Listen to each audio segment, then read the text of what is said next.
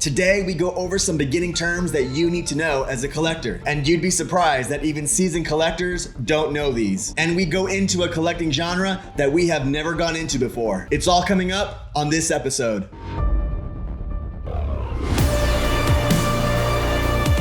Welcome back to the journey, and if you're new, we are collecting the entire Star Wars Kenner line, starting from 1977 and ending in 1985, and yep, we started from scratch. So if you need to go back and binge watch all of my past episodes, please do. When I began this journey, there were more than a few things that I didn't know. Like in an early episode, when I told you that I never knew that Prune Face or the Rebel Commando ever existed. And when I began, I had to get used to all the lingo that the collectors used. It was just like when I saw LOL for the first time in the early 2000s. I was like, lol, what the heck is lol? Well, in this episode, we're gonna go over those terms that you need to know as a collector, and those shorthand terms that collectors use on a daily basis. And you'd be surprised how many people entering the collecting space don't know these terms yet. And sometimes it sounds like collectors are speaking Huddies, but it's essential if you want to make your way through the collecting galaxy. So we're gonna go back to school in this episode and do some collecting 101.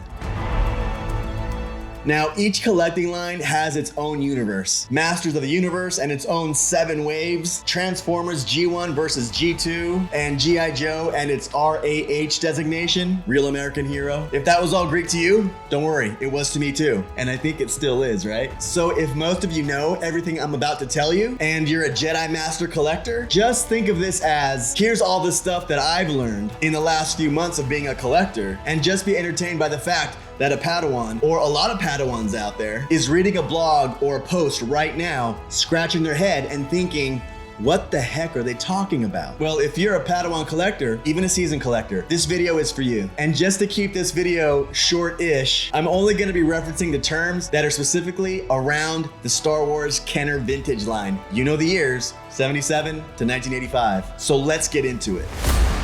So the first thing that I came across in my journey was hearing the phrase MOC for the first time. And although I know what it means now, simply put, it's mint on card. But for the layman, it's an action figure that's still in its package. The clear part where the figure sits is known as the blister or the bubble, and attached to the card back, or the card that the bubble is attached to, that has the art on both the front and the back. So the words mint on card, it's kind of confusing, especially the word mint. So what if the figure is pristine, but the card ain't so good? Well, I've heard the term used by collectors as NOC, new on card back. This is where the figure is mint, but the card has wear, like creases, bends, blister crushing, price sticker residue, just to name a few. But let me know in the comments if you've heard this term before, because it's new for me as well. And when I was doing the research on this episode, I heard that term used a lot. But usually for vintage toys, especially in the Kenner line, they are all called mint on card. But like I said, there will be some random times that a collector will call it NOC. So you know what that means now. But above MOC, there is MIB, or mint in box, or MIP, mint in pack. Really, it's all the same though. But for all of these, make sure if you sell or buy, you have to know the difference in price and collectability if the box, pack, or card is in a factory sealed state. Mostly all mint on card are sealed, but some bubbles detach. But especially for collectibles in boxes or packs, they could be in a factory sealed state, or mint in sealed box, MISB, which means the box or pack has never been opened, and the contents inside have never been handled before, nor the box ever opened. And these are highly sought after and highly collectible in vintage toys, basically in all lines, simply because the rarity of getting a 40+ old box that has been never opened before, and in their factory seals, it's very, very rare. So if you're buying or selling, be aware of that point. Then there's also POP, which stands for proof of purchase. That is the emblem on a carded item or box that has the wording that says proof of purchase. Often these were associated with mail-in offers that would require the owner of the item to cut these out and mail them in order to receive a special offer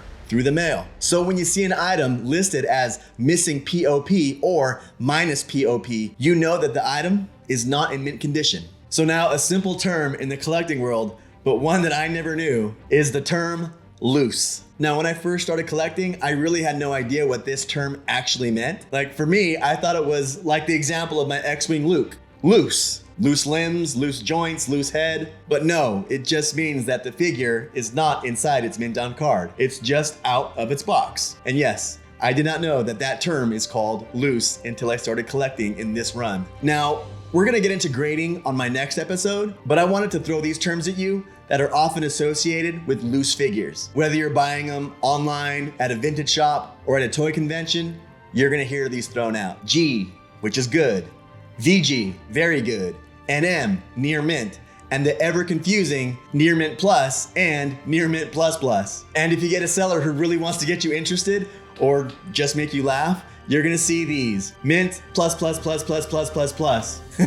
I've seen that before. And really all these terms are subjective, and only when you get a figure graded does that actually mean something. The best thing that you can do as a buyer or even a seller is really have a good reference photo of what that figure actually was in its mint in card state. And I suggest going to sites like the Jedi Temple Archives to look at figures this way. Know what to look for in their original state. What kind of wear do they normally have? For instance, when you're gonna be buying an X-Wing Luke, the Rebel symbol is usually gone with normal play. The paint is usually missing from the back pilot's chest modulator, the straps, the boots, the helmet stripes. So if you have a reference photo of a mint condition figure and a seller tries to convince you that a Luke X-Wing is mint, even though one Rebel symbol has part of its emblem missing, that's not mint. So it's up to you, the buyer and the seller, is to really post great photos of that item, know what the current market prices are, and see if you can get the best item possible. And like I said, once you get it graded, then it becomes a real number. And we'll get into what those numbers are in the next episode when I actually send in figures to get graded. Also, the thing to ask for online, which I never asked for until very recently,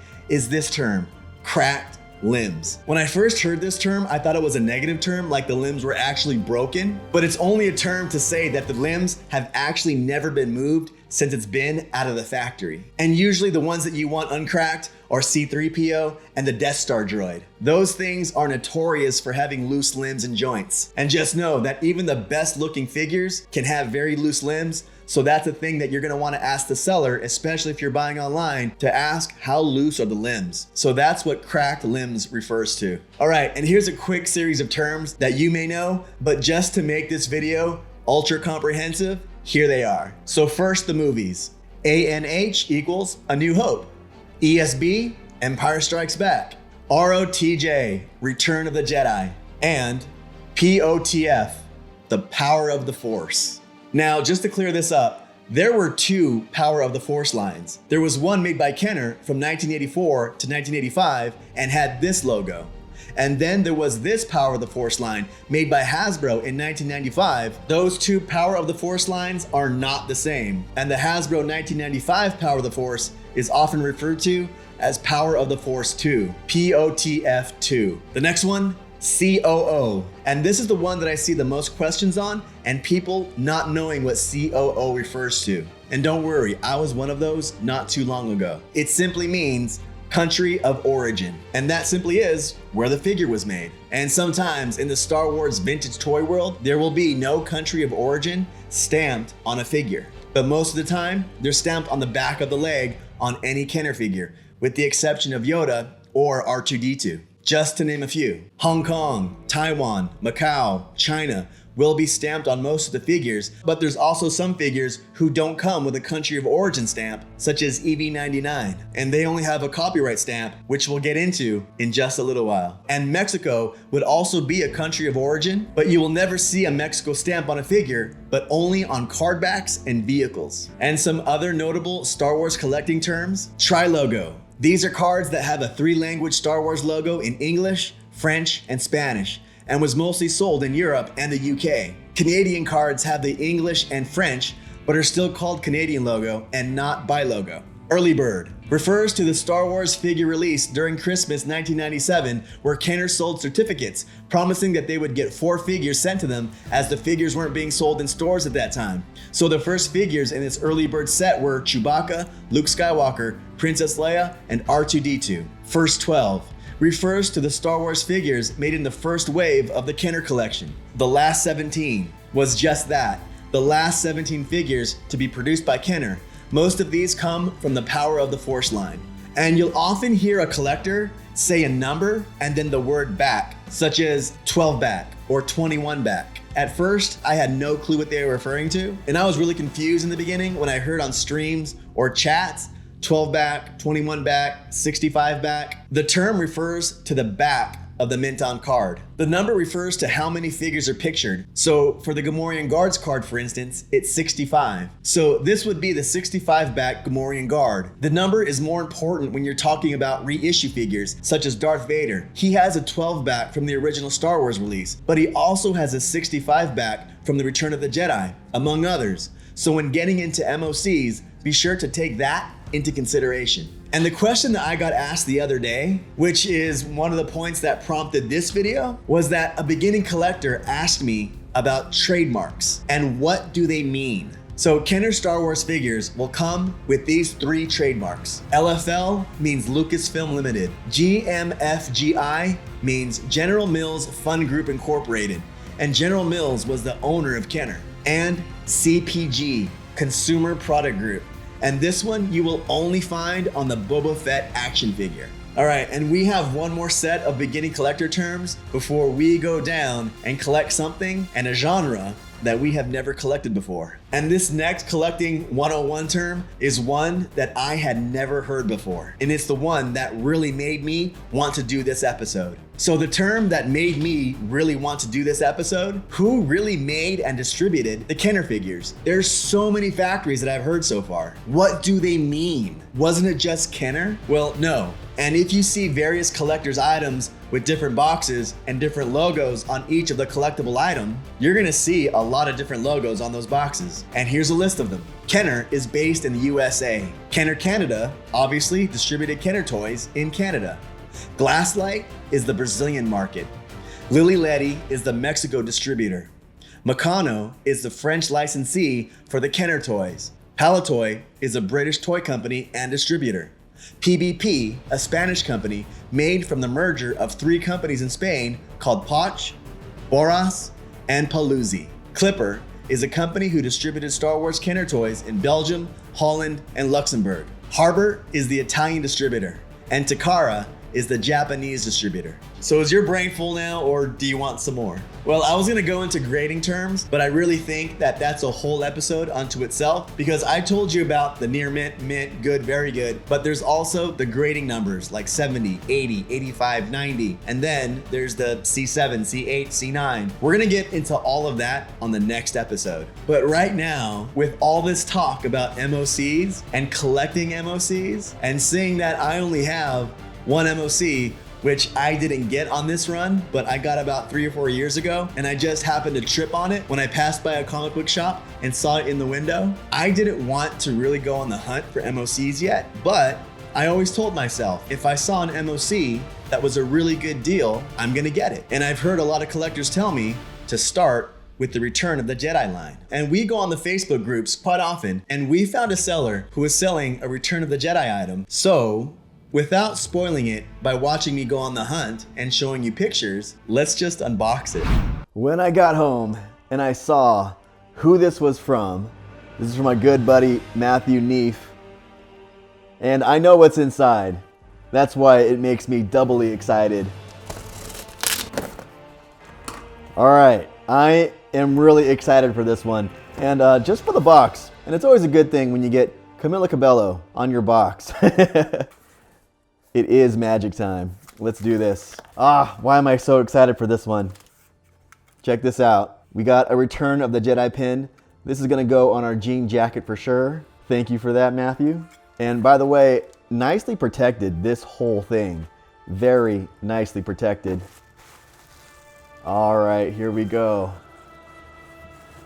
Joey, thanks, brother. Matt has an awesome band, and I'm gonna share that link with you guys. You guys gotta check out his band. Always gotta make sure that the box is empty. I always save these, so I do have a scrapbook of everything that people send me, or every note that somebody sends me along this journey, because 10 years go by, 20 years go by. I want to remember every memory, and this is a definite memory. So even if I don't save the entire box, I'm gonna save this cover, because this is going in my scrapbook. So thank you, Maddie. This is gonna be great going inside my book of collection memories on this run. Oh my gosh, I'm so excited. It's protected nice on the inside. Man, my heart is racing right now. This is so cool. Oh my God. Oh, we have another MOC, everybody. And look how great this one is. Look at the card. The card is nice and flat. It is unpunched. The bubble is, it's slightly yellow, but that's really on par for these Return of the Jedi cards. Figure is in great condition. This is a nice looking MOC. It looks like you just pulled this off the shelf in 1984. And this is my first MOC that I have bought on this run. But look at that color on the back. Yeah, I am shaking a little bit because this is exciting for me. God, there's a little vein right there, but guys, this is a great looking card. And I don't know if I can get this graded. I would love to get it graded. Even if I get it at a 70, I really am considering getting this card graded. I'm looking at the figure right now. I'm looking inside the bubble.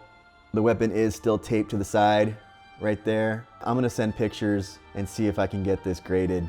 I think this is worth archiving, definitely. This is our first MOC of this run. What do you think? Let me know in the comments what you think. I mean, I'm barely getting into these, so this is a new chapter in the journey right here. We have a long way to go on these. Journey of 1,000 miles starts with one step. All right, let's go back to the desk.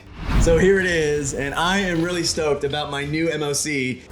And there's Lexi saying hi. What's up? So right now it's in a star case, and I was gonna get an acrylic for it, but star cases are the best way to ship it when you're gonna get it graded, and we're gonna go into that on the next episode. This guy is gonna go in for grading, and I probably won't see him for a few months, but what we're gonna do next episode, and something that I've never done before, is ship this myself. So in the next episode, what we're gonna do is we're gonna sign up for an account, we're gonna box this and ship it, and if you've never done that before, join me because we're gonna be in the same boat. I'm gonna hate sending it away because I barely got it, but it's gonna be nerve-wracking for me, but I'm sure entertaining for you. So let's cross off this Lando mint on card from our list, and let's mark it off as ready for grading. And we picked this up for the very reasonable price of $115, and that included taxes and shipping. And we picked it up from our very good friend, Matthew Neef. And by the way, you gotta check out his awesome band called Hitchville, available on Apple Music, Spotify, or wherever music is downloaded. They are incredible.